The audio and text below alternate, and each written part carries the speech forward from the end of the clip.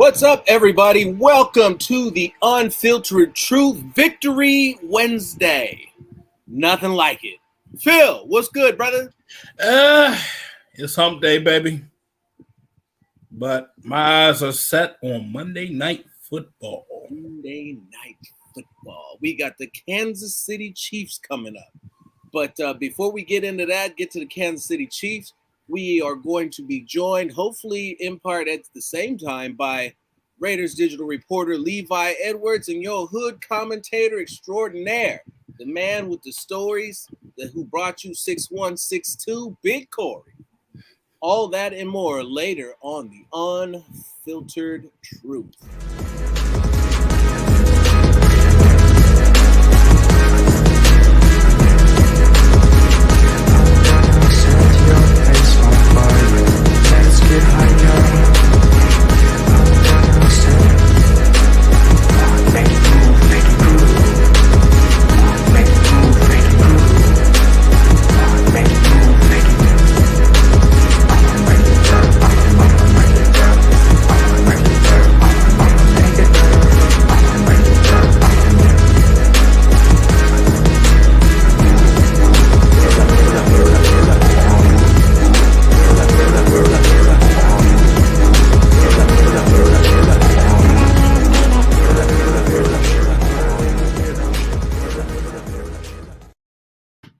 All right, let's get into this. We got a W this week, Phil, 32-23 over the Denver Donkeys.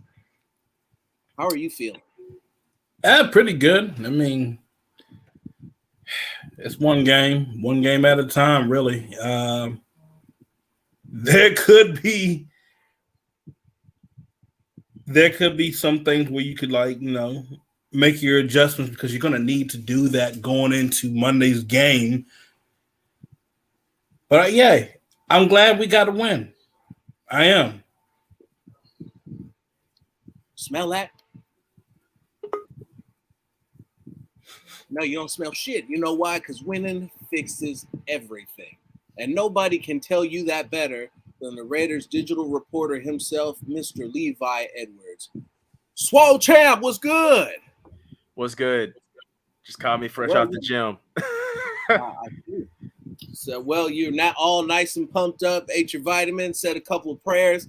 The Raiders have got a W. I'm sure that you are ready and ready to go. Yes, sir. Yeah, like you said, winning fixes everything. And I definitely wouldn't say it fixes everything, but it fixes enough to what we need to get through today's episode, for sure. Today's episode. Yes, it does. Yeah. The running game. Tell us a story about the running game. We finally got Andre James back up front. They moved. They actually played Parham on the right side. I thought it would have been the left, but apparently McDaniels liked what he saw from Alex Bars last week enough to continue to give him the nod. Yeah.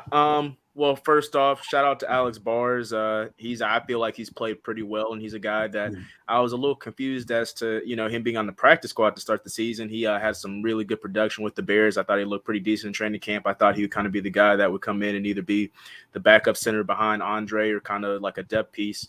But as McDaniel said, when you practice hard, you come in the game and, you get your shot. So even though, I've looked at the PFF grades and what the PFF says about Alex Bars isn't necessarily what I'm seeing with my own two eyes, but how that goes.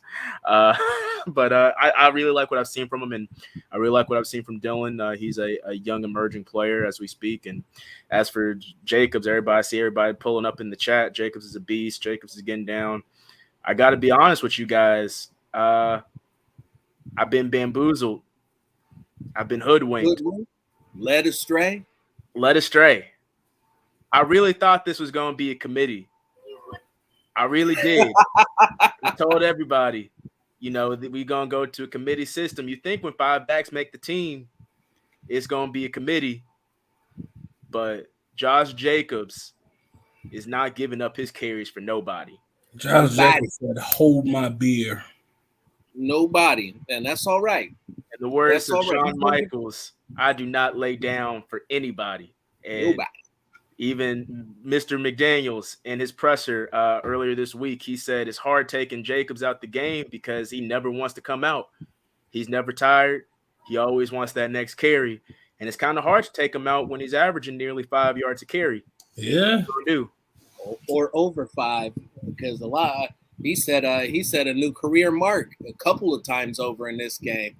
It's always against Denver somehow for us, but I'll keep taking it. If only we can play Denver 17 games a year. But the 42-yard run, I was like, man, look at him. He's over there dancing in the hole, getting free. He tried to show the burners. Now I know he got that he got them Derek Carr wheels over there, so he was good for what he could get. But 42 yards is a new career best, and 144 yards for the game, 2 touchdowns. Did my fantasy football team a solid. Josh Jacobs, sir, I salute. I had a fantasy team this past week. I had James and Eckler as my starting backs. Got me 70 together.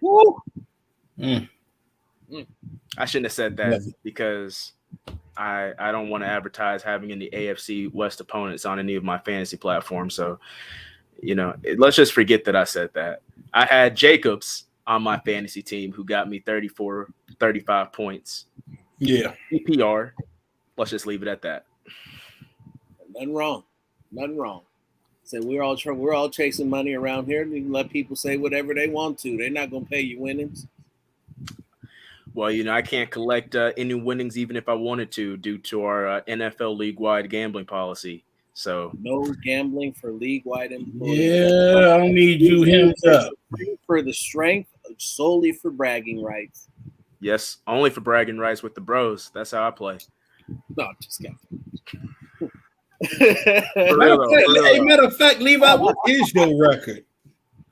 In our league, that we're 3-1. You 3-1. I should be 3-1. Let me see that. Let me take a look. Let me make sure I got a good look at this. You do that on your own time. We over here talking about the Raiders and we still talking about Raiders. We can still do it. Said that because I had Jerry Judy going there. Oh, Levi. Is it 3-1? Levi, you know who we got to talk about? 3-1, yeah. Okay. Who we got to talk about? You know who we got to talk about? We got to talk about Amik playing like he was all of about 10 feet tall and about 500 pounds of pure dynamite. He fell down on one play and then suddenly came back rejuvenated and spirited, to say the least. I'm glad that you brought that up because honestly, I've always liked the way Amik played. I feel like he's always been really physical, and his skill set is a physical guy. And even when he was at Louisiana Tech, he had some ball hawk traits. I always liked the way that he played. Really, just when it came down to it, when he did come in the game for the Raiders, for some reason, of course, they would put him against whatever 6'3", 6'4" receiver that they could find for Amik to cover as a 5'8" guy. And frankly, against the Broncos and against Judy, he really just didn't give a damn how tall Judy was or how big he was. He kind of tripped on that play. And then Judy, he hit him with that wrong thing to do. And Amik, he balled out the rest of that game. He just looked like a dog. And honestly, he's always been a dog. And I liked how he worked in training camp. And I noticed that he was starting to work himself into an evolved role with this new coaching staff and Patrick Graham's defense. So I'm not entirely surprised by the way he's been playing, stepping up in injuries, but it's really refreshing to see because it looks like he's starting to become more confident in who he is. I talked to him in the locker room and he just seems a lot more just poised and just confident in himself. Like, yeah, I'm about to, I'm a vet now. I'm about to go out here and I'm gonna do my thing. And I like that out of Amik. And I think that it's only going to continue. I think even when, Averett comes back, even when Rock is healthy fully and they're back in the fold, I think Amik has done well enough to where he's going to stay in this rotation. I don't think he's going anywhere. I don't see it either. I mean, I love to have Rock and Averett back, but Amik is saying, nah, bro, y'all can come give me a break. And everybody wants to see him back, and they're gonna come back. And I'm just saying, like, don't think that Amik's bread's going to get taken like that once they get back. He's Nah. still going to get his fair share of snaps, along with Nate, who's we know what Nate can do. So that's without a question. Many things he can do. Many things. Well, we'll just stick with Amik for a second. So out of all of the plays that he made, I'm just curious to see, what do you think was his best play? Well, okay. Well, the thing about it is that, of course, the cliche answer is going to be the swoop up for the touchdown and for the return. The return was very clutch, but at the same time, in my opinion, I say the clutch play in that play was really Duran being a ball hawk and hitting Gordon right where he needed to be to get that ball out for Amik to swoop up. But when it comes to an effort dog play, I think the most impressive play for me was when Amik got off that screen and was able to get Judy, just because it showed effort, it showed technique, it showed desire, it showed pursuit, it showed everything that you want out of a corner. For him to hold up that block, get around it on that screen, and then get Judy, get his leg back.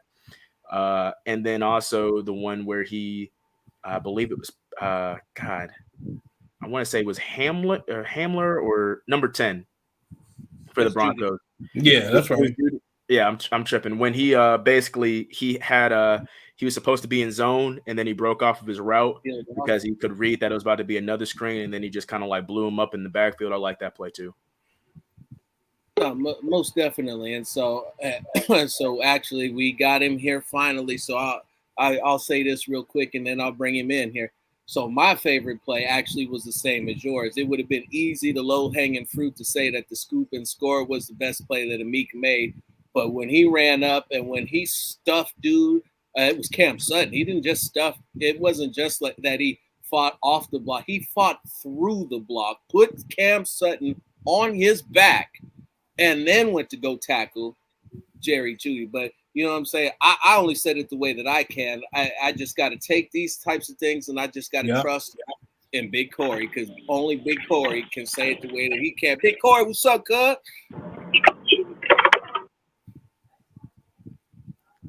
Ready.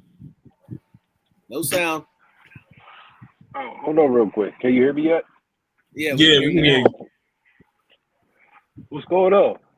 Hey, y'all got we just talking about Amik right here, and how he little brother dude on the sideline on the screen pass. And I was just talking about it a little bit, but I knew the man of the hour was you playing. I appreciate that. Oh, that's Levi Edwards. What's going on, bro? What's up, dog? How you doing, man? I'm doing really well. How you doing? I'm doing all right. I'm doing pretty good, man. I think he's talking about Amik Robertson hold stuff. up, man. I'm gonna need you to put that bicep down, bro. You intimidating everybody in the over here showing off the curls like that, fresh into the game, man. Come on, bro. Hey, that's Photoshop. Hey. I got the angles. I got the angles. I don't have no definition. That's just tattoos right there and stretch marks. But no. Hey, so y'all was just talking about the Amik Robertson shit, right? Like, damn. I was looking at it. He actually, if we sleeping a little bit, he didn't just have like a breakout game. He actually been playing pretty well. Because I was looking at doing a different highlight tape today, and I'm like, damn, he was making plays in the Cardinals. Damn, he was making plays here. So this one was just like, this was the biggest one because it looked personal. You know what I'm saying? So that's what was funny about it to me. No, it was definitely personal and all of that. It was like he took it to the next level. His Super Saiyan on their ass, because he was like, all right. You know what I'm saying? I always tell people, the scariest person in the world is the man who's nodding his head yes and not smiling. Well, shit, I don't know who the scariest person in the world is, but I know that little motherfucker went crazy. So, hey, whatever they got to do, you got to talk some shit to him. You got to whatever. Hey, Levi, you be getting close to him, bro. You know what I'm saying? Take one for the team. Go ahead and talk that shit to him. Just talk go that ahead, shit just to him be before the over game.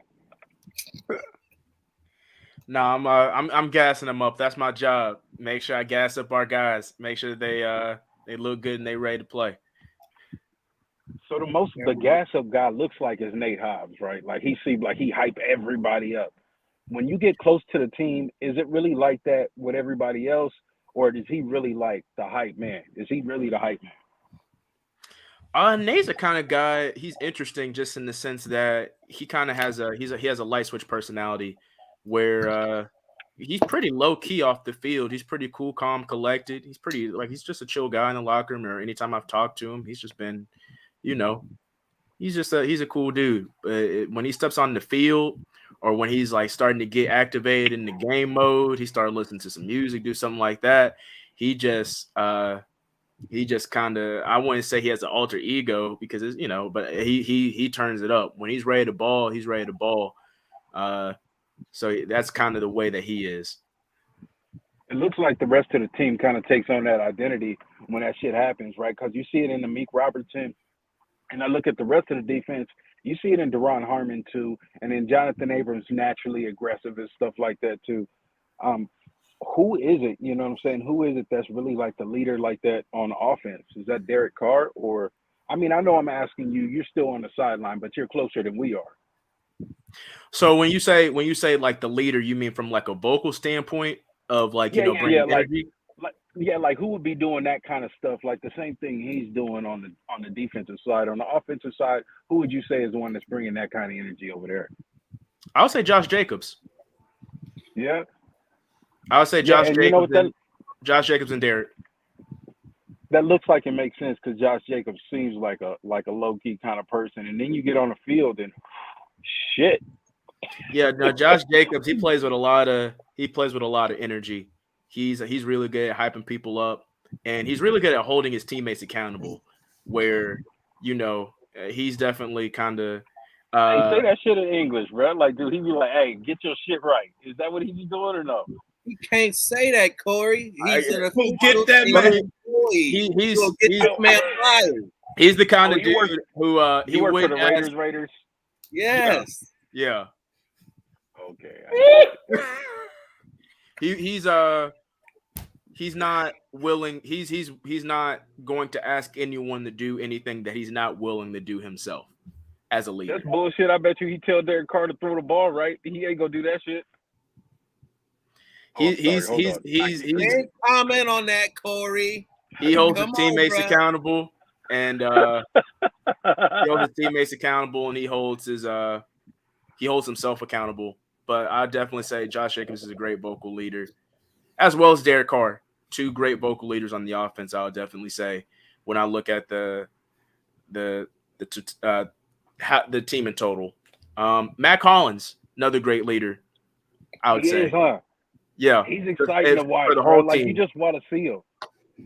Yeah, he's a beast. Every time you look out there, he's out there doing something. Just out there with the flowing Afro puff, I guess that's what we call it. Out the bottom of his helmet. But laugh if you want to when you see that running down the field. You know some shit's about to jump off and happen, and it's gonna be good. Right. Mac is he's a great guy, great leader. He's a lot better than I expected. You know what I'm saying? Like, I just expected some special team stuff out of him. I didn't expect that kind of offensive production from him. You know what I'm saying? I didn't know he had it in him, but he out there looking really, really good. I kind of had a firsthand experience on Mac because of Braille Mary. So when the Dolphins came, the past 2 years when the Dolphins came, I got a good firsthand look at Mac, and I always thought he was a very good player. And when we signed him, I knew he was going to be really great for us. And a lot of people were really concerned when we traded Levi Edwards because they were like, okay, well, you have this guy on a rookie deal. And now he's literally been here like 2 going on 3 years. You haven't let him, progress into what he could be. And a lot of people were concerned, but just watching what I saw out of Mac Hollins throughout training camp, throughout OTAs, just the kind of guy that he was becoming for the team, I was probably, I don't want to say the least surprised, but I totally could see Mac Hollins being that number 2 receiver that you expected him to contribute big time. I knew that he would become that role of what Levi Edwards was last year. It's like the big body back, the guy that's supposed to, complement your receiver one. I knew that Mac Hollins would become that. So let's ask like the elephant in the room, bro. Like, why the Raiders didn't sign your big ass? Why are you that big for no reason? What's wrong with you? I'm short. short, and I didn't care about football as much as I should have. And You didn't care about what the fuck did you care about? Hold on. Let me put a timeout. Now listen, Corey, you have to start addressing me. You don't address Mr. Edwards directly, sir. You asking Mr. Edwards too many questions, and said he ain't supposed to be answering this type of nonsense. Now he ain't gonna say nothing to you, but I will. Goddamn it, I'm gonna get the control of this shit. I appreciate you. I was being nosy. I wanted to know. No, I was a little fat D tackle in high school, and so that was kind of like what I did. And then I had always just been more fascinated with sports broadcasting and sports writing, and that was kind of more of my forte. Actually, there was a thing we had like a superlative in high school, and it was like most likely to be on ESPN's top 10 plays. And it was me going up against 3 other D1 athletes, one being Luke May, who who got North Carolina to the national championship game, Mark Fields, who is a 2-time national champion with Clemson, and a guy named Bishop Ford, who was like running back for South Carolina State. And it was me, no offers, no nothing. And I got nominated just because of what I did with our sports broadcasting program at my high school.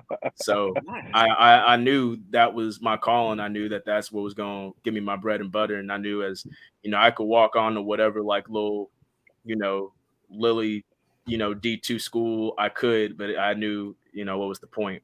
I got out of high school pretty healthy. When I was in high school, I played with a bunch of dudes that already had jacked up backs, jacked up knees and shoulders and all that stuff. And, I wrestled and I played football, and I had one really bad ankle injury, and I got through it and I was good. So I was like, we're going to put that behind us. We just going to lift every day at Campus Rec. We go play intramurals and we're going to write stories. And that's kind of been my vibe since. So and that's what the other feels do. You hear that, Corey? He said that he be lifting weights too, and if you get too far out of line, he gonna come over there and hem your big ass. I didn't say all that. I didn't say that. Hey, Bill over here trying to be angry translator, bro. That ain't even the right translation. Hey, hold on. Listen, fam, I got this. Levi Right. a big dude too. I got you, player. This is what it is. He gonna put some respect on your name. Levi's a big dude, and he's a big dude like me. And what happens once you get to be a certain size, and you're strong, and you could put something on somebody, the other people that big could fucking hurt you too. So you just don't want that with nobody. You just mind your business. I don't want to touch him. No, I don't want him to touch me neither. I don't. Yeah, that's the thing. Is like I don't underestimate myself, but I also don't ever underestimate the competition ever, because that's how you get messed up in any situation in life. Doesn't matter what. When you start underestimating people, that's when you messed up. Always, here's some advice for you guys out there, for you kids out there. Always worry about yourself. Yeah. Big Phil. What's Big Phil over there? So Renfro, what's quiet before? What you say? What's that? Oh man. While y'all doing this other screen, I'm looking at KC's offense. Said, look, we over here having a good time, and this man about to have an ulcer. We're supposed to be celebrating the victory. He looked like he lost his best friend. Everybody laughing. You hear you come pissing in the pool. What's wrong with you, man? Nah, man, I just like to dissect shit. About that comment, Renfro, he was a limited participant at practice today. They put him in the non-contact red jersey, so he was out there kind of running some routes, doing his thing. What about Darren Waller? Darren Waller, the same thing.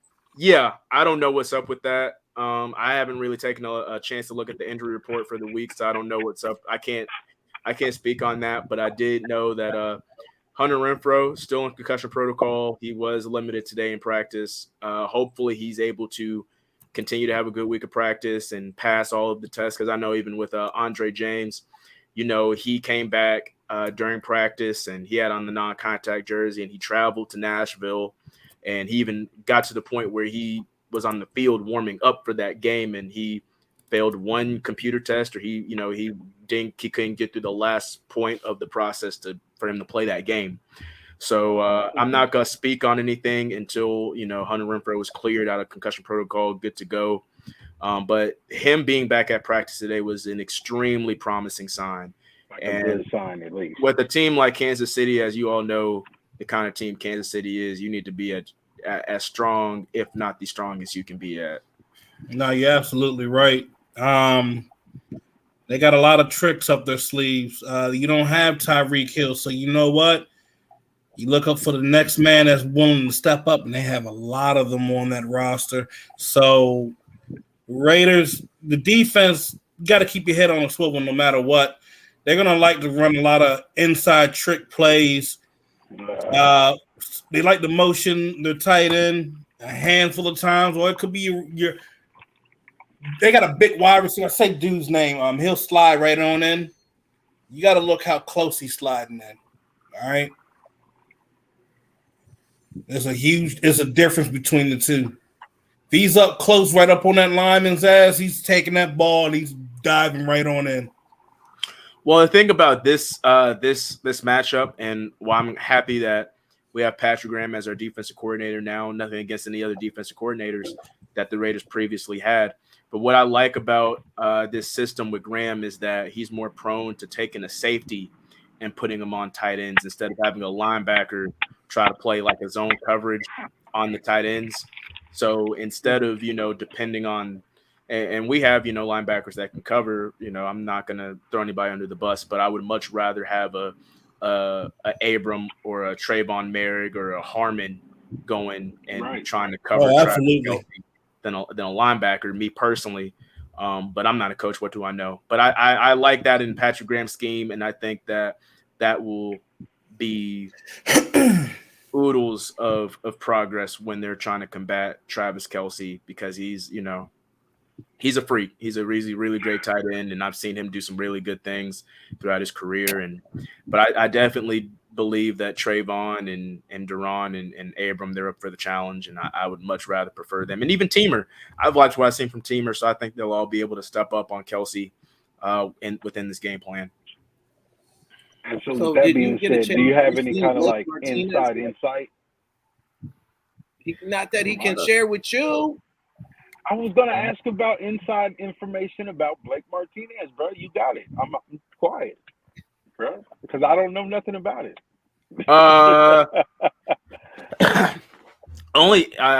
Just from I don't really have any inside information on Martinez, but I really like the signing. It's really just everything that everyone knows is pretty much what's already out there is Blake Martinez. Whatever happened when New York happened, but he succeeded with Patrick Graham. And he's familiar with a lot of these coaches on this staff because he was with them either in New York or he was with them in Green Bay. And so he was like, okay, well, let me go to a team with familiarity where my skill set will be able to shine. And on top of that, Denzel Perryman, who somebody asked about, he's still concussion protocol and he didn't practice today. So who knows whether he'll play or not this upcoming Monday. However, Blake Martinez, fortunately, has a lot of the same skill set in abilities that Denzel Perryman has as a run-stopping linebacker. So it's really just kind of, interchanging parts.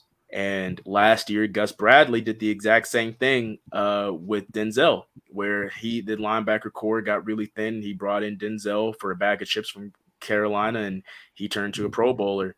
And so I believe that Patrick Graham has had proven success with Blake Martinez, and he knows what he's getting out of him. And I think it was a great signing. Nice. Did he practice today? Blake, yes, he did. He did practice. He did practice. Excellent. So what are your thoughts on Diablo on Kelce? As I've seen to have the greatest amount of success when teams play him is somebody has got to beat him up at the line of scrimmage. And while you said you would prefer to have Moreg, Harmon, and Abram covering him, I'd prefer somebody bigger to jam him at the line and to mix it up with him and to get him off his routes and get him off his times. Well, I think I want to answer on that one. It's not just having somebody else jam him up at the line like your linebacker. You need to chip him. What I mean by chipping, I mean you need to give him a good nudge where you throw him off his route. That means Max Crosby, he's been lining up wide. So if he's if he's on the outside shoulder of Travis Kelce, once he gets up out of that stance, hit him. They're not going to say shit. You hit him, and then you start jamming. Take the same method that Tampa Bay used a couple years back. It's that simple. Now, is that something that you think they should do? Like, because he's a big ass wide receiver, right? So he's going to line up all over the place, slotted, sometimes wide outside. Now, that Max does line up wide. Are you talking about him jamming them if he lines up in a slot, or only if he's in line? What you talking about? Now, because you got to remember, Max has been he's been up in the 2-point stance as well. And yes, he's lining up on the outside wide. He's out wide. So you see times where Max is like, okay, he's going to stay home and then pursue. So he can jam, hit him at the line, and then go into his pursuit. And I've been seeing the stunts where you're having Jones and Kuntz on that one side. And in my opinion, I feel like that's been the best thing that's happened for the defense. As much as a lot of folks are saying, like, Chandler Jones ain't really putting this out and that, it's a bigger picture to the story. Right. And I'm one of the people that criticizes Chandler Jones and doing a couple of different things. And it's really obvious if you watch these games from week to week to week, the different adjustments that Ram has had. Like, you can take a look at Chandler Jones' role in each week, and he's had a different role each week anyway, so you can't really give a blanket statement like I've given him, because he's had a different responsibility in the last 3 weeks. I watched. It's totally different. And then when they come out with this, like that old school NASCAR that they did this last week, I mean, that's a totally different thing. There were no defensive tackles on the field at all. So it's like it's completely different situation. And I don't know. I think it's exciting. I agree. Because he's ran his style of a 1-5-5, and damn, I was like, damn, bring it back. God damn, bring it back. I just hope they don't run the ball. So, I'm not worried about the rushing attack, to be honest. It's the passing attack. It's the intermediate routes that are kicking our ass. The Raiders have done really well against the run this year, I will say, and that's kind of, you can definitely tell is when it's been a huge emphasis and just the decisions that were made to bring in Bilal. You keep Hankins, you draft Neil Farrell and Matthew Butler, guys like that. Now you getting a lot of play out of Billings. Yeah, he's been killing it. Yeah. All great run stoppers, because you look at the Raiders defense last year, and they were really good after getting getting after the quarterback. But what lacked was their rushing defense as a front seven, and so they nipped that in the bud this offseason, and they've done really. They managed Eckler, they managed James Conner, Javonte. Speedy recovery. I hope the best for him, but him and Gordon very low numbers. Matter of fact, say that shit, Levi. Restore some faith in me. You know what I'm saying? I'm getting a little. I'm like, you know what? Because me being a regular fan, just like all the regular fans, they get concerned with these sack numbers. You get obsessed with these sack numbers, and when they don't look a certain kind of way, and you got a guy like Kyler Murray that kind of carved us up, you start getting concerned about, we can't get after a quarterback, and you make that blanket statement that the defensive line is not playing well, and it's just not true. And that's why I'm glad you laid it out there like that. Yeah, no, you're exactly right, Corey, because you said, something that you just said that I really appreciate is Chandler Jones has had a different role every week. And honestly, he's been very unselfish in the way that he's played this year, because it's not like, okay, go out and just pass rush on every single down, do what you do. He's literally has adjusted to whatever Patrick Graham and this defense has wanted from him. And if you watch it, he does a lot, even though he might not have the stats to prove it. I believe he still does a lot for this defensive line. If you really watch the game, of course, and that's the thing is Max Crosby, he's going crazy. He's doing what he always does. But if you don't have somebody on the other side of the line that's he won't be able to do that. You can't you can't have those numbers. And one of the things that I saw him do this week that I need to go back into some of the other ones and look at was him being the spy from the outside and starting out there. Well, it hasn't been this week. It's going on the last 2 weeks. Last 2 weeks? Yeah. So what he'll do, he'll act like he's going to engage at full speed. He comes in at half speed, reads the area. Okay, am I in contain on this area? Okay, quarterback's rolling out. I'm going to back out, tap, keep my feet chopping, slide over, and he's going to stay in that spot. But if he can engage inside, he's going to take that opportunity. But in reality, he's going to stay home. With the amount of quarterbacks that we're facing these past couple of weeks, they all been mobile quarterbacks. So you need to have a guy that's going to stay home. If you don't, well, you end up getting fucked. And he's definitely going to do some of that. But I was talking about in the more traditional role. And what I saw was him slide up. Literally, there were a couple of plays where he was standing directly in front of Russell Wilson and in between a wide open rushing lane and cause Wilson to step back and have to continue to look for another option to throw the ball to. Yeah. And I love he's gotten a lot of criticism and I've given him some too. I'm not same here. And I take it back after looking at it better. Yeah. But I still want to see him get some sacks. I want to see the big fella do more than be a spy. I think you see it against Houston. Well, it's a long season. We got 13 more games left. He's right. So that's more. I mean, I think we'll see a lot more out of him, and he's gotten really close on a couple of them. It's just he's got a couple of quarterback hits. He's got some pressures, so he's producing. He just doesn't have a sack yet, which is concerning just for a lot of people because Chandler Jones has over 100 career sacks. Yeah, but he's just doing what he's told to do, and you can tell that he's just kind of trying to be that unselfish guy. And I think with more time will be more production on top of the production he's already had. Yeah. No, I get it, but he was also he should have had that. The sack he should have had that sack instead of Hobbs. Yeah, he got there. He was right in there. He was right there. Yeah. I don't want to hear anybody saying he's not getting pressure because he's getting back there. When I first saw the play live, I thought it was Jones that got the sack, and then I didn't realize until Hobbs got up from the pocket and he was kind of running off the field and he was getting hyped up. It was him that got the sack because he came on that cornerback blitz. Yeah.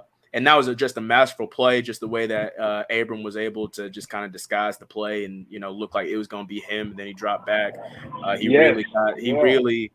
Really great disguise on that from him. So I really like what this defense is doing. Y'all want to hear something entertaining? So as I've been going back and looking at this tape, Abram in coverage and just in the intermediate area, when they're running those NASCAR stunts, oh my God. This man is doing an excellent job. Pass coverage, he's doing a good job. There is hope. There is a light. That's why I stuck my chest out last night with that tweet. This defense is better than what people are saying. Everybody wants to go off of stats on it. You need to look at the tape closely. This defense can be top 15. I'm not going to bullshit anybody on that. Well, I'll leave it at this, and then I'll have to head out. I totally agree with you. When you look at the numbers, okay, they held Arizona scoreless for a half. They held Tennessee scoreless for a half. They held the Broncos to 17 total yards in the third quarter of their last game. What else? Against the Chargers, came out that second half, only surrendered 7 points. Yeah. And, was able to get a whole bunch of, third and out situations to give the offense back their ball to do their thing. So this defense is pretty solid. And I believe that they'll only get better as they continue to, because people just think okay, well, you're supposed to know everything by training camp. You're supposed to have everything figured out by the time you go into the season. It doesn't work out like that. It's a new coaching staff, and this head coach and this defensive coordinator, they bring in really complex systems. It takes a minute to learn, but once you do learn it, and you do master it, you're really hard to stop. And, even last year, the New York Giants with Patrick Graham in this system that he had, they made life very difficult for Patrick Mahomes, and they barely lost that game. And so I truly believe that, they call Graham the Black Picasso for a reason. It's because he knows how to adjust on the fly. He knows how to make things work. He knows how to take his personnel and fit it to whatever he needs to fit it with. So the Kansas City Chiefs are a hell of a team. I'm not going to take anything away from them. No, I'm not going to do that either. He's a generational quarterback, but at the same time, I would be very careful to write off the Raiders going into this game. I believe that they're going to look really good, and I believe they're starting to come into their own with what I've seen, against Denver. And Denver was a really good team as well. Denver was 2-1 going into that game, and I believe they had a top 5 defense going into that. And the Raiders put up essentially about 24 points on them if you take away 26 points if you take away Amik's touchdown. So, I'm really looking forward to see what they can do against the Chiefs, especially with the way things happened last year. They probably want a little bit of revenge. Right on. No, that a lot of that is how I feel as well. But I realize you got to do it moving. So once again, thank you for your time, Mr. Edwards. You got anything for him before he gets out of here, Cory? No, man, just nice to meet you. I guess you know what I'm saying. I follow you on social media. I thought you was Khalil Mack's like family for real. I didn't know. I didn't. Nah. Oh. I did. Like y'all look that much of y'all got the same head. You just like. I thought you was like for real family. I didn't know that. I've heard it all. Writer. But no, Khalil's a great player, and I like whatever fans that I like them having fun with me. I take what I do seriously, but I never take myself seriously. That's what I always like to say. On, man. I know. All the Khalil stuff, all the Kalichi stuff. Yeah. I think it's funny. I'm not gonna sweat about it.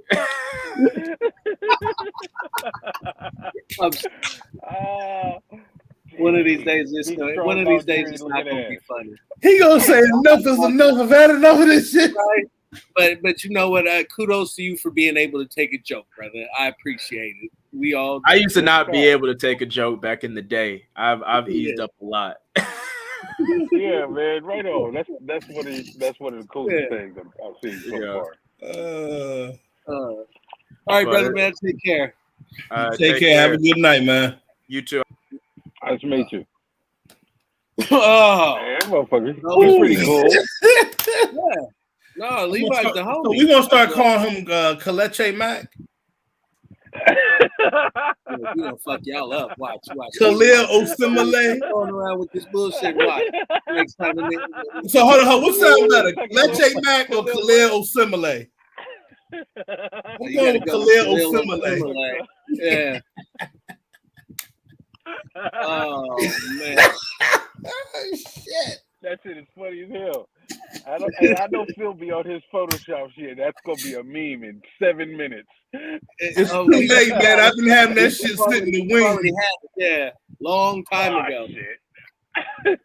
I got like about 500 of them motherfuckers sitting in the folder waiting to go.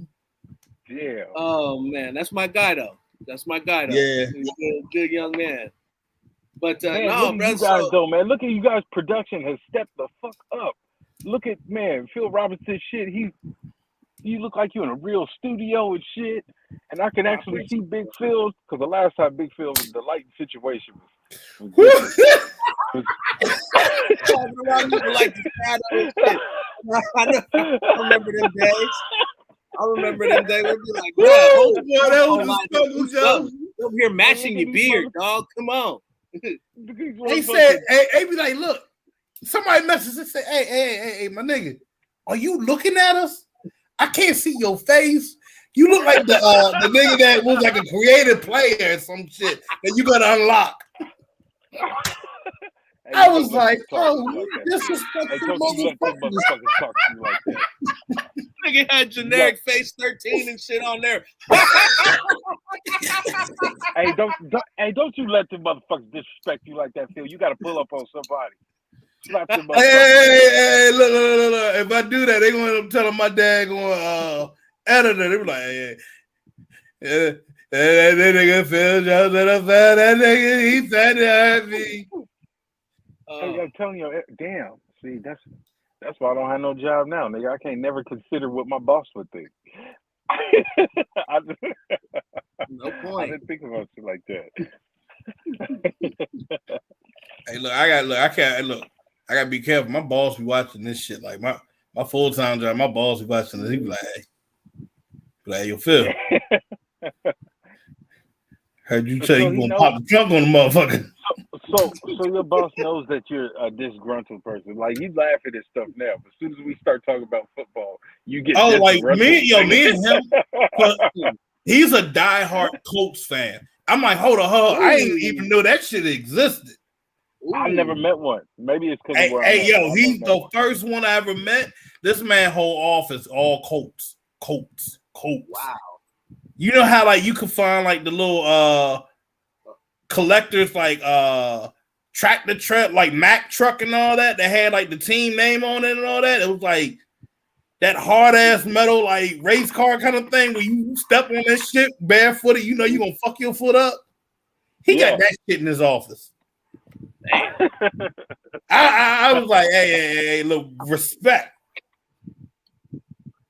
That's a lot of shit in there. Raiders should pay y'all to cover the game. They really should. They get a whole lot more viewership than they have been because people want to hear Big Cory cover a game and do commentary. And I know I at least be able to hold the mic and say something witty every once in a while.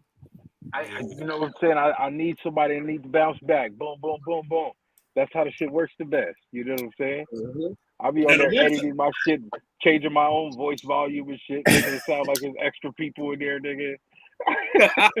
hey, look.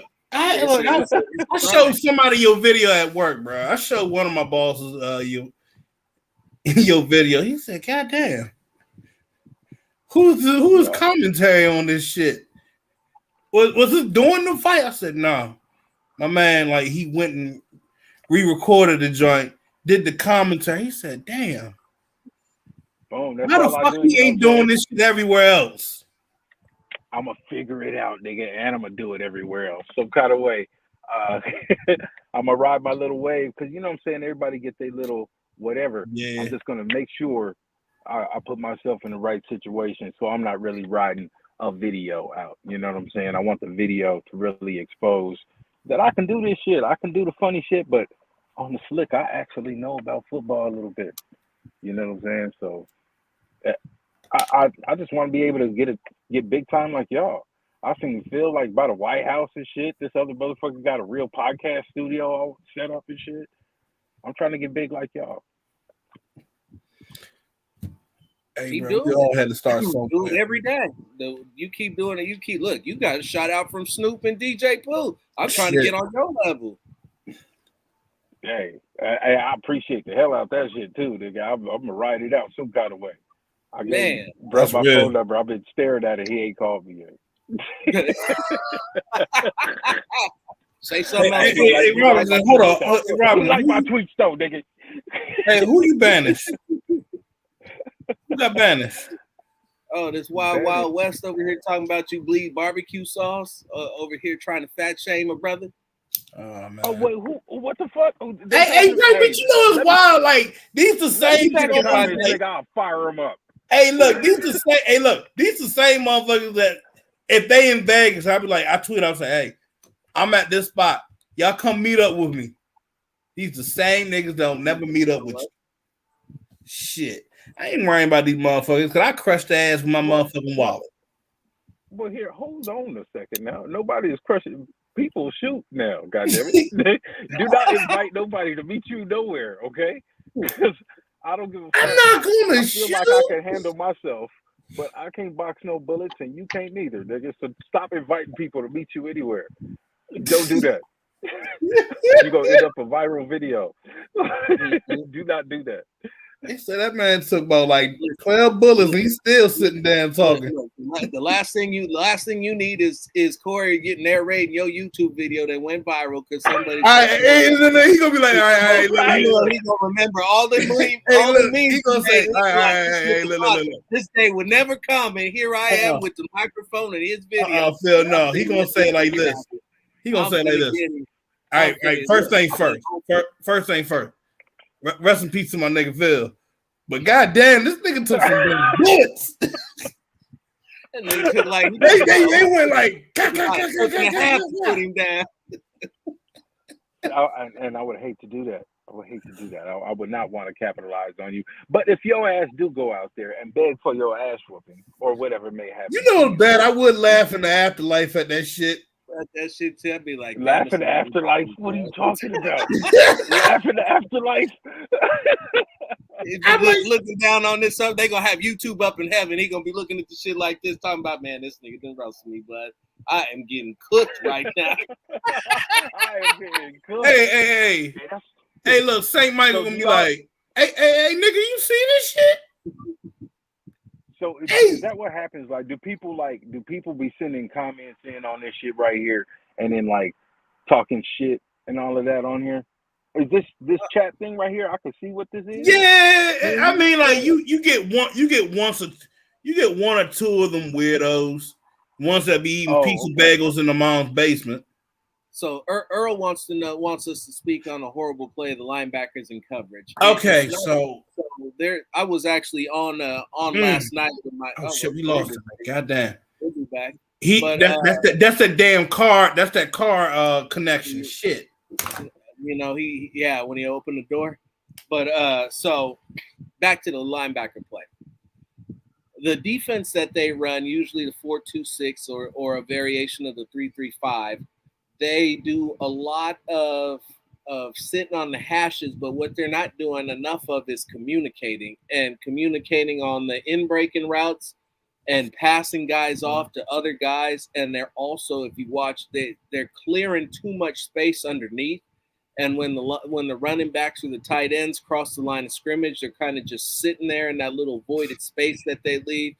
And then they got another 10, 15 yards to run with. So there's a bunch of things that goes into this. It definitely needs to be better. I'm not going to sit here and tell you that it's not that it's not, but I wouldn't quite call it horrible. I think a lot of it is due to the zone coverage that they have them in.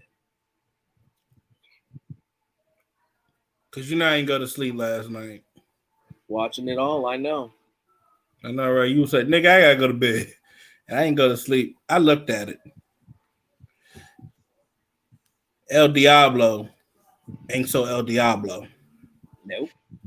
They're attacking him only. See, now you did see the one play where it was like a throw over Perriman's head. The tight end that they faced off against, he's bigger than what a lot of people think he is. All right. Beck or the other one? Who you say? Was it Beck or the other one? I believe it was Beck. I got it right here. But Diablo, he's calling these plays, and I don't know. He's thinking about his weak side assignments, and then he's forgetting the assignments of what he's got to hold down in the middle. Mm-hmm. He's the one that's been getting exposed majority of times. Now, when you got Perriman in there with him, it seems like okay, he knows what he needs to do. He doesn't seem overwhelmed. It's really the zone is fine. Now the one thing I will say on your part, they do need to drop back further in the coverage. They are a little bit closer than what they are up towards the line of scrimmage, but they do need to drop back, I say, by at least 4 or 5 yards further back. And they probably have a couple turnovers at least. But in Diablo, so far, he's looking like one of your guys where he tends to be a liability.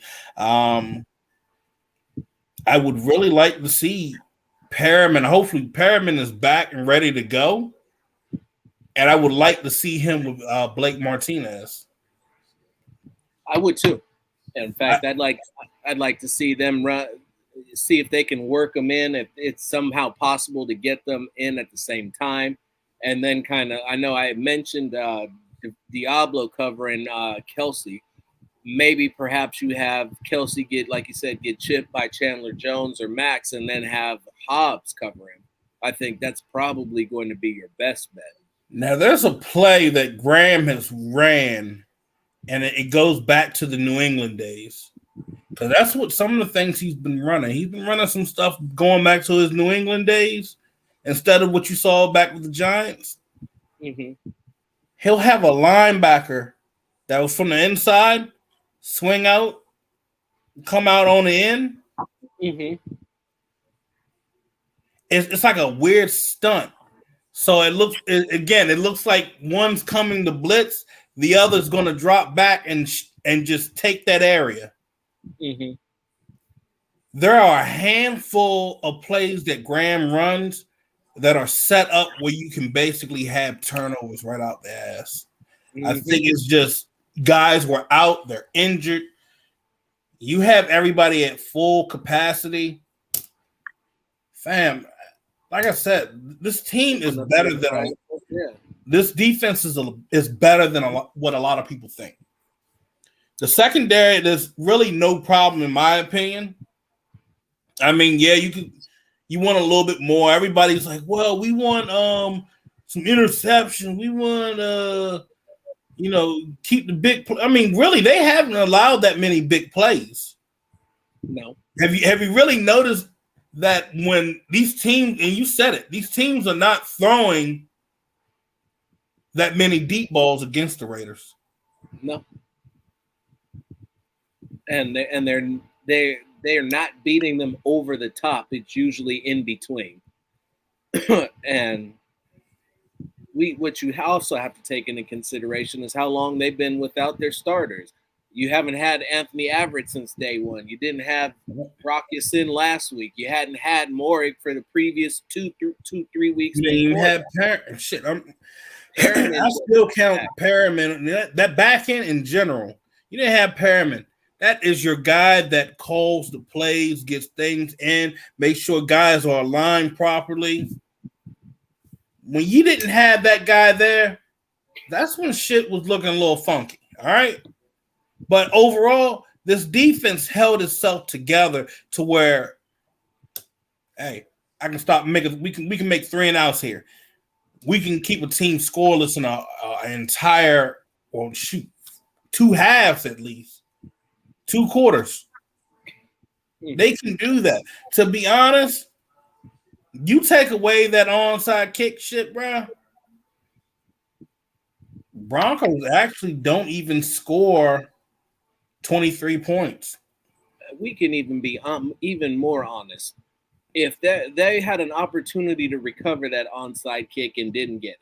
Now, when you see that ball bounce off of the other team's hands and it hits the ground and it crosses the face of one of your players, you got to believe on special teams that homeboy's going to be Johnny on the spot, fall on it, if not swoop it up. Now he didn't do that. Everybody wants to highlight that, and I get it. When you run an onside kick and it's not successful, that's what you do. You call it stupid.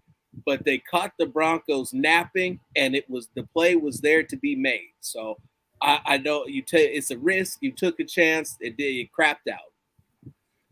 I'm not gonna knock it. I'm not gonna knock it because it was a great time. The execution was just off. And that seems to be the largest issue that we have with this Raiders team. It's not so much as what they do, but that the execution just isn't quite there. Yeah, this team, they're about at like what, 85%, and we need them at about 99. Again, the defense is going to get to about they're going to be a top 15, all right? Because right now they're currently ranked what, 21st, 20th. So they're still getting charged with that. They're still getting charged with that scoop and score off of Hunter Renfrow too. What? Mm-hmm. That's added to the total points. Wow. Are you? Yep. Makes a huge So difference. technically speaking, the offense Yeah, basically fucked the defense right there. Ain't that some shit, yo? Defense is averaging 23.5 points per game, which would elevate them up to 15th and put them in the top 15. So let me ask you this. Interception yards. Interception, yeah, it should be at the bottom. That was Amik was technically a fumble. No. I'm saying since you're adding the scoop and score on the Raiders defense, which is weird. So whenever they throw an interception and it goes to the house, yes, that gets tacked onto the defense as well. I'd be fucking damn. You didn't know that? It never registered to me on that one, you know? Yeah, I'd be damn. Point. I went back and I looked. I was like, how are they getting all of these points? 25 a game. What are you talking about? They've only the last 6 wasn't get from Arizona wasn't on them. You see how I say stats are misleading? Very, very fucking misleading. I tell you, we don't call this the unfiltered truth just because we're two Phils. We call it the unfiltered truth because we're gonna tell your ass the motherfucking truth. I'm gonna tell y'all another motherfucking truth. Go ahead. Switch up Billings and Hankins. Put Hankins inside, kick Billings to the outside a little bit if you're gonna run that little base 3-4 front or that 3-4 odd.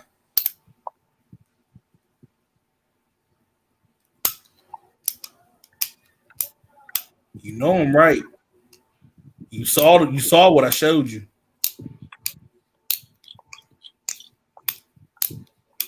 I'd rather have them side by side in a 4-man front, to be honest with you. Yeah, I prefer that. Don't get me wrong. I'd rather it be that way, but that's just me. Don't get me wrong with that. I like them in a bear front. Like them to be and sitting in the A gap on both sides of the A gap. Somebody says it for me. Thank you. Well, KB can't rush off the edge. I seen him getting stonewalled by Pete in the video. Yo, that's fucked up. You ain't shit. You ain't shit for that one. You ain't shit for that one, bro. But nah, he knocked Pete on his ass, bro. Hold on. I didn't see that video. I saw that shit. I didn't see it. I told him to send it to me about 2 weeks ago. Yes, I saw that shit. He beat Pete in them fucking Crocs. He said in Crocs. I was like, damn, Kenneth, why the fuck you do Pete like that? Had that motherfucker on the ground. And it looked like either somebody spilled beer or somebody pissed on the ground and Pete was just laying in that shit. Damn. Shit. I still ain't seen it. Had him on his ass not once, not twice, but 3 times. Hey, just because Phil's over here threw on the cape to save your ass don't mean that I don't need to see the proof. Hey, no. Matter of fact, I think I do have the video for that shit. The long arm technique, I don't know why more people don't do it. It is an incredible technique, and I sincerely don't know why they don't teach it more. They teach it. It's just some folks don't know how to execute it. Bruh, like I said, look like Tarzan, built like built like Tarzan, but strong like Jane. You hate to see it. But overall, look, from what I've seen from Kansas City, look, Meek's gonna have to really rough up some of them fuckers at the line of scrimmage. I don't think Hobbs is gonna have a problem. I wouldn't put Hobbs on Travis Kelce. Mm-hmm. Keep him where he's at. But then again, you know, in Graham's defense, guys are gonna be constantly moving around. I'm gonna say that I'm gonna have to disagree with that. I'm gonna say with what the way that they are playing, if you can put Hobbs on there and Hobbs can at least mitigate some of what Kelsey does, or Well, that's even what I get said. I yeah. said, but remember, guys are constantly moving around. So that's what I was saying. I was taking back what I'm saying. So Who's they on can Juju? Man, put I'm them on him. on Juju. Ain't nobody scared about Juju's punk ass. What's he gonna do? Put on his little tutu and go out there and hit a TikTok dance next to Jackson? I'm supposed to be worried about them digs that he's running, them little 3.5 yard crossing routes he out there. They ain't really worried about. I need him and Jones rushing Mahomes. Yes. No, not him and Jones, him and Crosby. No, him and Jones coming in and rushing. Remember, I didn't say what kind of speed. I said to have Jones rushing that. I would prefer to have Kuntz there because I know that Kuntz is capable of getting to the quarterback because he does it. He makes a play in the backfield every time he gets on the field. There you go. There it is. So the way that Amik is playing, he'll be stealing Juju's lunch.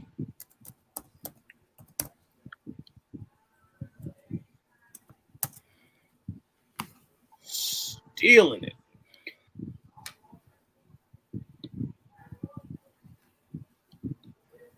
Farrell needs to do some more of that. Farrell needs to do some more of that bull rushing. Yeah. Oh, that's about the only thing that he excels at, but he definitely can do it. What you need on the pass rush, and he's delivering it. Okay, so I'm not like I said last night when I put all the the film up and whatnot. He's doing okay. All right, mm-hmm. He's doing better than last year, and all you can do is go up. So you're stopping the run. Something that was. I'm gonna say this. Clyde Edwards, Hilaire, they're going to be trying to use him in the screen game. Pachenko, they're going to try to use him inside zones. They're going to use him in the screen game as well. And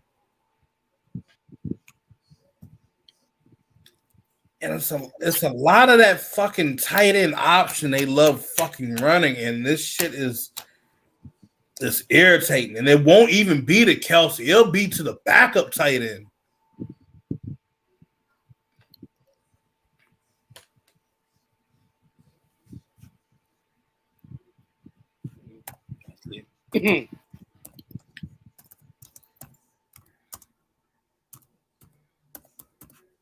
And I think that if you want to look at a guy after who's rushing in the Isaiah Pacheco is the guy that I've been watching really kind of step up and make a difference. For all of the talk that we've had about the rushing attack, and as much as I dismissed it and been low on it, Pacheco is the guy that actually does give me some concern. I like the way that he runs. I like how hard. And if he can get through to the second level, he's a guy that really scares me.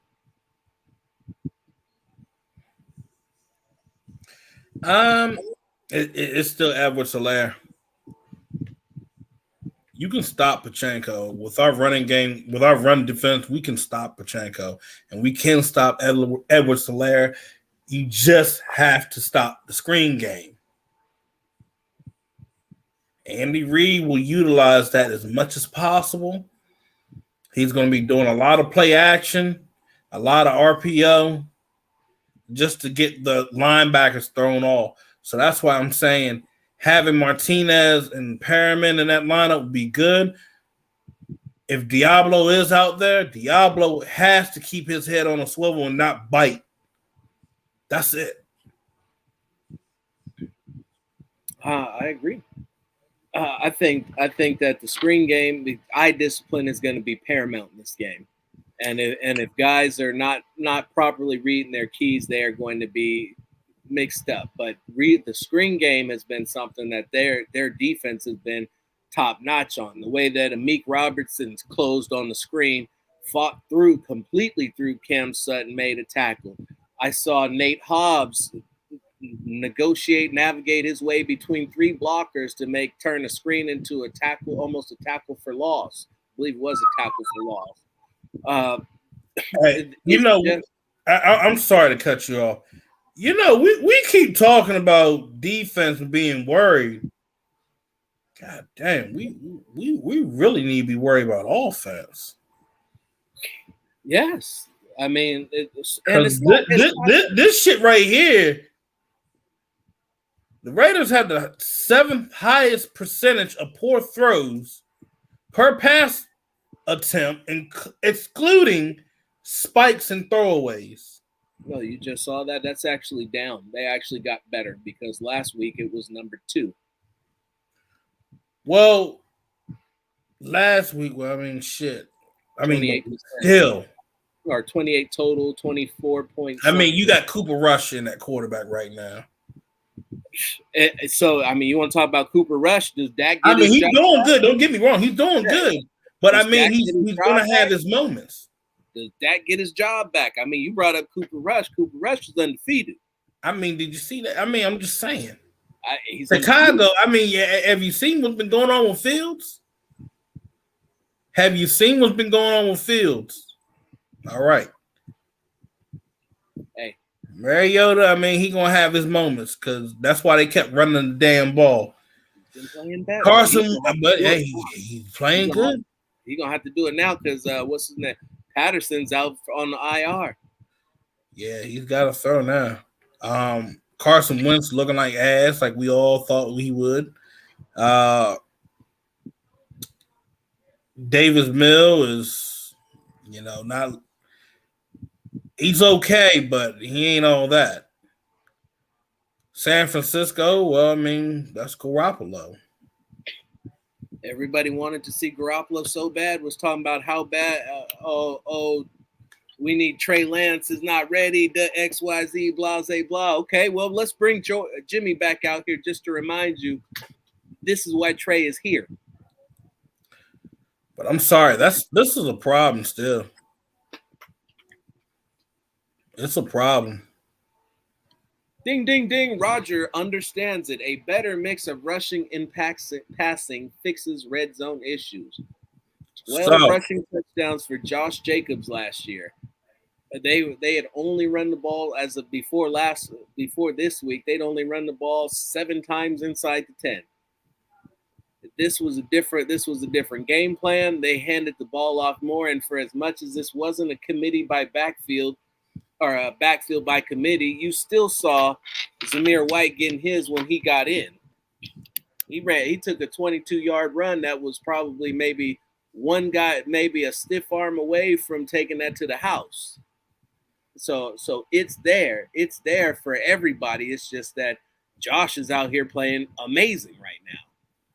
And when he's playing that amazing, and I'll even take it a step further. You heard what Levi said about him being the guy that inspires his teammates and holds people accountable. For all of the lack of accountability that we've heard around here from various people, for all of those who look for the rah-rah guy, the guy that the team is turning to is Josh. And I sincerely hope that McDaniels and Ziegler make the right decision and come to a reasonable accommodation with his money. Because I do believe that they can find a guy to come in and rush close to what Jacobs is getting, but I don't believe that you can't find the guy to replace what Jacobs is bringing off the field, if that makes sense. Look, take the ball out of Ford's hands. That's all you got to fucking do. But and that's down from number 1, Sean. They were number 1 last week with 13. Number 1.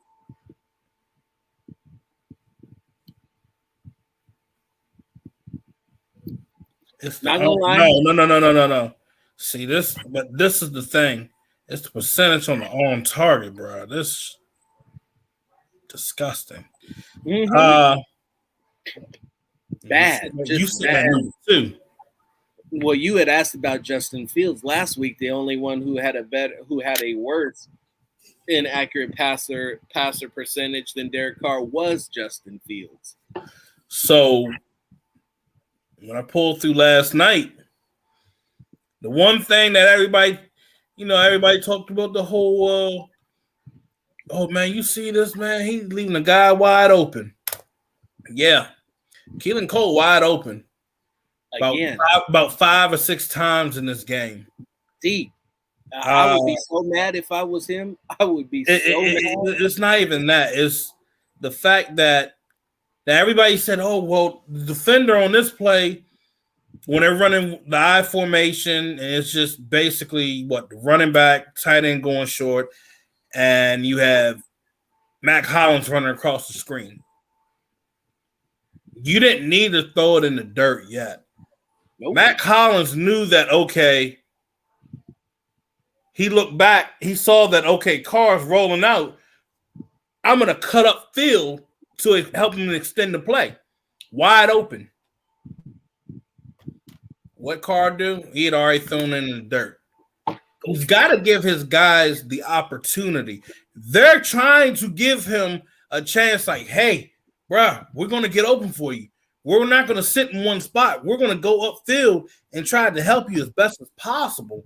But you can't go back and doing that old throw that shit in the dirt shit again. You can't just do it. You're able to run. You're able to be mobile now. So, come on, bro. Jones.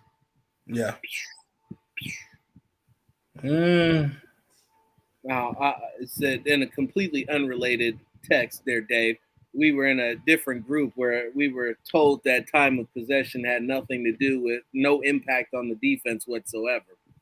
That was an interesting conversation that we'll leave off air, but I was just, it's funny that you mentioned that it'll be decided on time of possession, because I'd say that that's arguably the number one thing that trips this defense up, is being overexposed and having to be on the field for too many minutes.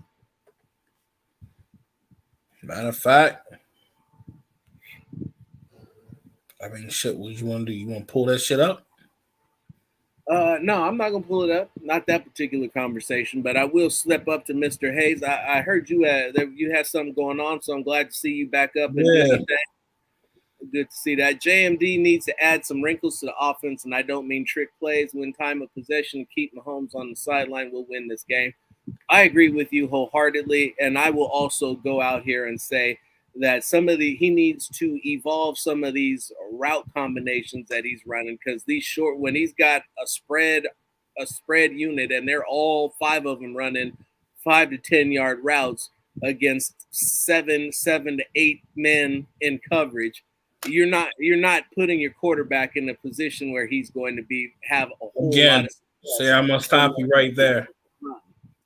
You're not letting the fucking. You're not letting. He's not letting the routes develop. So that's some plays. You can also go back. That's and half the plays, man. And that's just half. There's another half. Hey, half is half. And you're right. And there's another half of bad combinations. I want you to point them out to me, and I will go over them.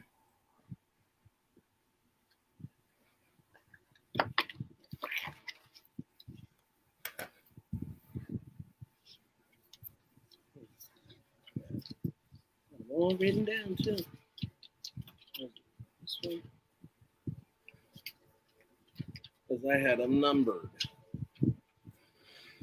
I'm being told we have a bad O-line. Well, you hear that a lot. That's some funny shit. Hey, seriously, y'all gotta stop smoking this damn blue sky, bro. So play number 2 was the play action that you were talking about, to Cole, where he missed. He dumped it off to Josh and missed him because he checked down. So that was a different one. Play number 5 was the one that you had talking about Hollins for the touchdown on the play action rollout. That's the one where I play. You're in a short field situation, and yeah. That one, okay, I will agree with you on that. But again, we have, this was 12, 13, 14. I believe this was play number 15. Play number 15? 14. gun spread, deep post to Waller, the double coverage where nobody was open on that entire play. This would then, if I got it right, there should also be play number 20. Yeah, I'm going to it. Play number 28.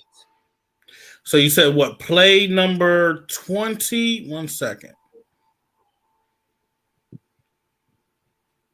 Hold up. I gotta go back.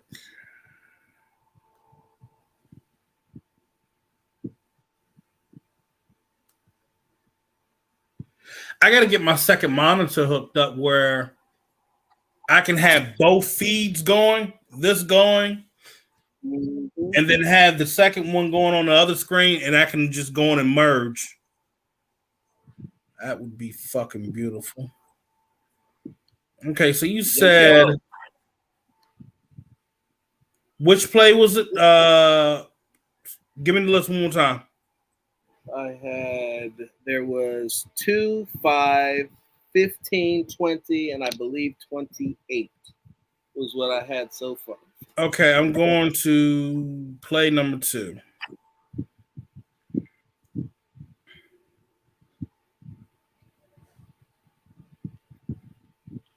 Play action.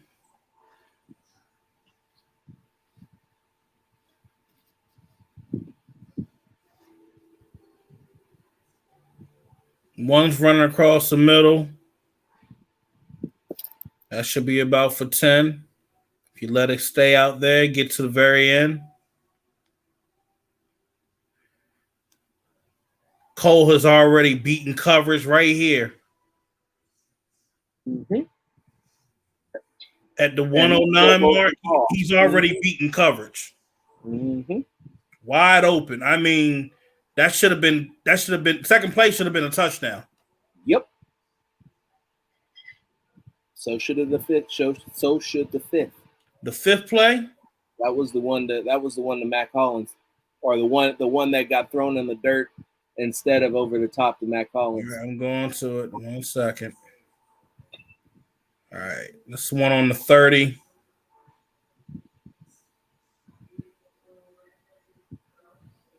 Now. Let's see. And he still could. And here's the thing. He still had time. He still could have threw the Keelan Cole. Yep. So it's still not a bad play. Because with him doing the play action and rolling out, he still can throw it deep to either Hollins or even Cole. Now, okay, so he wasn't in on that play. Okay. Then on play 11, the throw to Adams wasn't in on that play. I was like, damn. Yeah, then the throw to Devontae in the end zone that was way outside. When I went back and looked at it, it was a throw that Derek had a hand in his face when he let it go, and somebody directly in front of him jumping up with an outstretched arm. As for what Mr. Taylor says here, O-line is great, top 10, possibly top 5 in terms of run block, and I wouldn't quite go that far, champ. A lot of that is Josh Jacobs making a guy miss and doing his thing. A lot of that is solid run blocking. But they about 15 or 16 at best. But the numbers in terms of pass protection is what is top 10. I know. I'll give you this. I know you don't want to see it, but it is. Because I give you this right here. The play where that opening drive when they're heading down in the red zone and Jones got back there and stopped Jacobs for a loss of yards. Parham's going to have to. What did I say last night, Phil? And what I say in the tweet. You got to chip that D tackle and then go to the second level. If you're not helping out where your motion guy, who is your tight end, he's going to slide on over and he's going to take him on. I mean, let's look at the matchup here. That's 300 plus versus 260. 300 plus is going to win that battle all day. Twice on Sunday. So, in this matter, Parham has to come over, hit, go to the next level.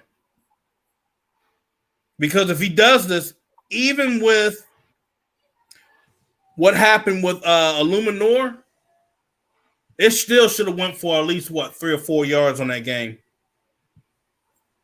Well, Earl, that's why we literally said that run blocking is about 16th at best.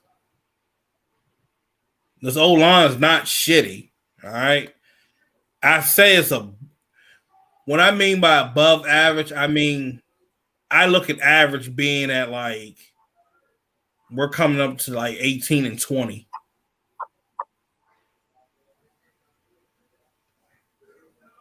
Below average is 25 and lower.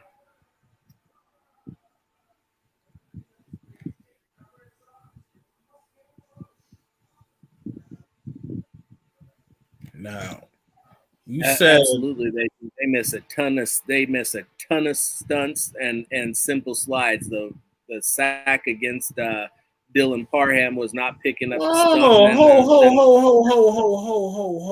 Okay, so you go back and you say about the hand going in Derek's face, right? Uh-huh.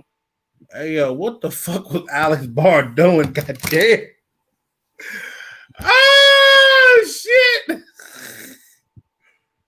Ooh. I'm not going to say that. I'm not going to say that. Again. Who was the starting right tackle? On that opening drive, it was Illuminor. Said Illuminor keeps getting dicked around. I don't know why. Every time I look at him, he's being solid. But it is what it is. He kept his arm out there on fucking Chubb. And you didn't hear nothing. You didn't hear nothing from Chubb or Gregory. In fact, I believe Gregory left hurt.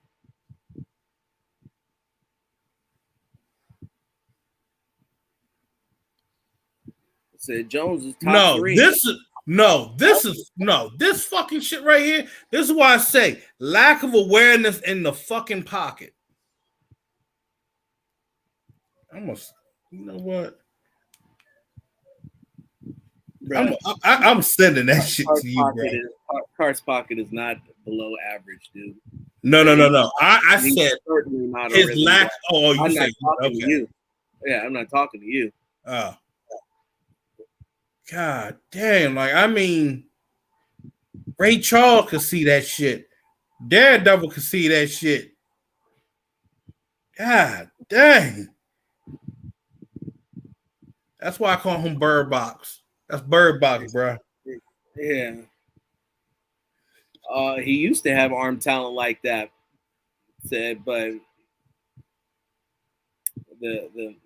his mechanics have been awful, whether he's got a clean pocket or not.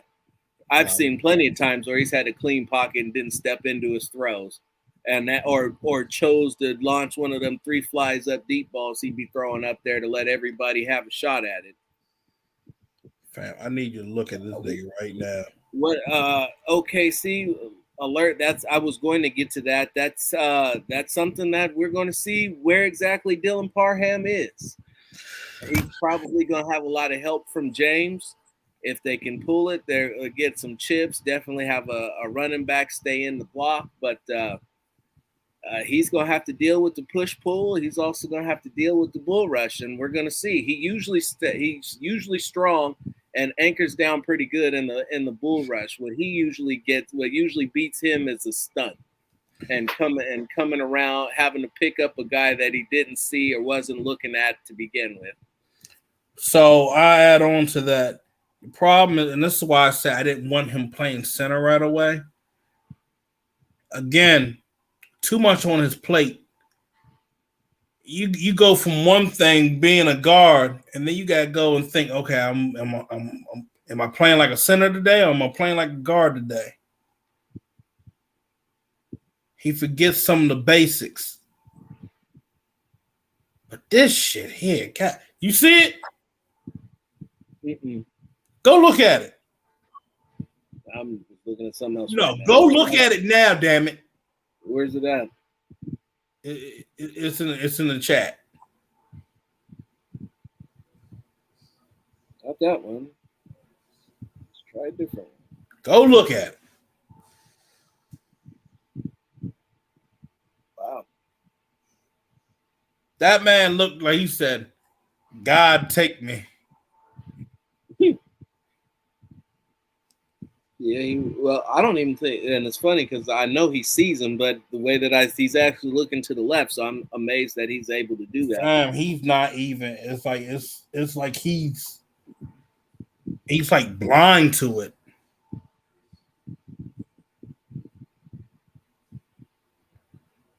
Mm-hmm. And the fucking ball, like it got out late.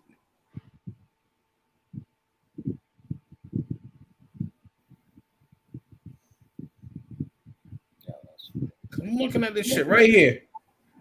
Now, the ball's got to go out. Ball's gonna get out. Ball's gonna get out.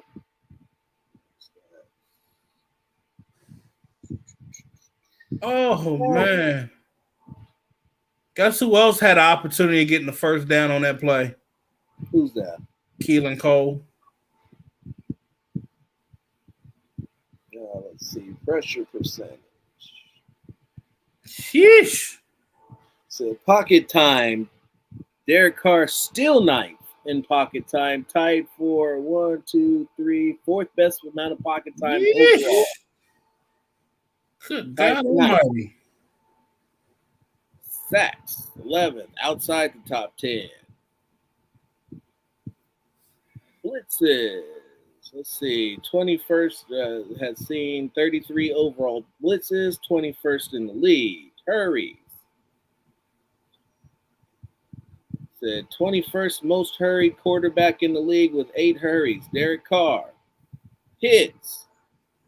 How many times Derek Carr been hit? 14th most hits in the league. So middle of the pack. Pressures. 19th, barely top 20 in pressures. Pressure percentage. Wow. 24th most pressured quarterback in the league, Derek Carr. Let's flip that around, see what the 9th least pressured quarterback in the league, bro. You gotta stop with all of this O-line can't pass protect stuff. I told you, Pro Football Reference advanced passing metrics. If you're not looking at that, bro, please stop telling me about the O-line is bad or can't do something. Pro Football Reference advanced passing. See, watch right here. This nigga said, he said that should be the D-line. But you got anything else for this little soiree before we get out of here? We an hour and a half. No, I mean, other than that, I mean, I've hit what I need to say. I said what I said last night with the defense and the offense. You can't be playing. You can't be. I don't give a fuck. I don't care if there's some slight like, oh, I don't think I can trust this guy. Screw that shit. If you got a guy that's wide open, you got to take that chance. You have to. Like, listen, if you played with 5 guys if you had to throw the ball to 5 guys that you've never thrown the ball to, you know what you'd be able to figure out before you can figure out how to trust who's open. That's how you establish trust, is you see them open and you throw them the ball and they catch it, and then you feel comfortable that he'll get open and you can throw it to him and he'll catch it again. And that's called how you build trust. So if you want to know how to do it, start throwing the ball to open receivers and you'll start trusting them a whole lot more. That's all it is. Shit. I mean, not that difficult. Now, ladies and gentlemen, did we not ask for guys, wide receivers to get wide open? Did we not ask for wide receivers to get wide open? Yes or no? Everybody used to complain, oh, his guys are not getting open. They're not doing this. They're not doing that. They're getting open for years. Matter of fact, how many drops does his guys have for this year? I think it's only, 5? Let's see. Accuracy, drops. He is 20 26th in drops with 5. Yes. It's only a total of 5 drops this year. Where everybody else, you're probably looking at what, 7, 8, 12, 10 drops. Yeah, the top highest is 13. Jared Goff with 13, Russell with 12, then Joe Somebody Flacco else. with 12. Somebody had something else. Yeah. Oh, you said Flacco? Yeah. That's Yeah. what Then there's a gang of fools he got like 5 drops. Yeah.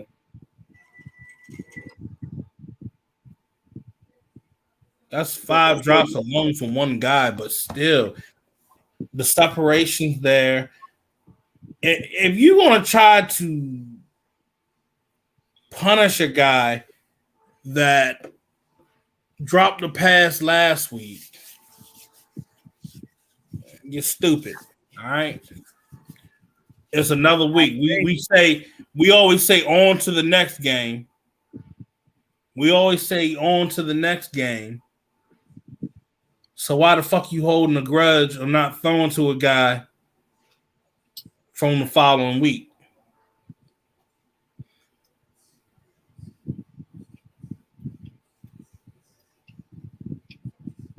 It's what it is. It is what it is. Oh, but that being said, we may be back later on this week to do a better preview show. You know, we had a couple guests on here, had some fun with Big Cory. Shout out to my man. Appreciate you as always. Mad respect. Shout out to Levi Edwards. Thank you for coming on week after week, dealing with us knuckleheads and the likes of Cory. I'm fucking with Khalil Osimile, you the real one. It's a real one. But other than that, we good. I appreciate everybody that tuned in. Please like, tell a friend, subscribe, become a member, all of that good stuff. So till the next time, we out. God bless.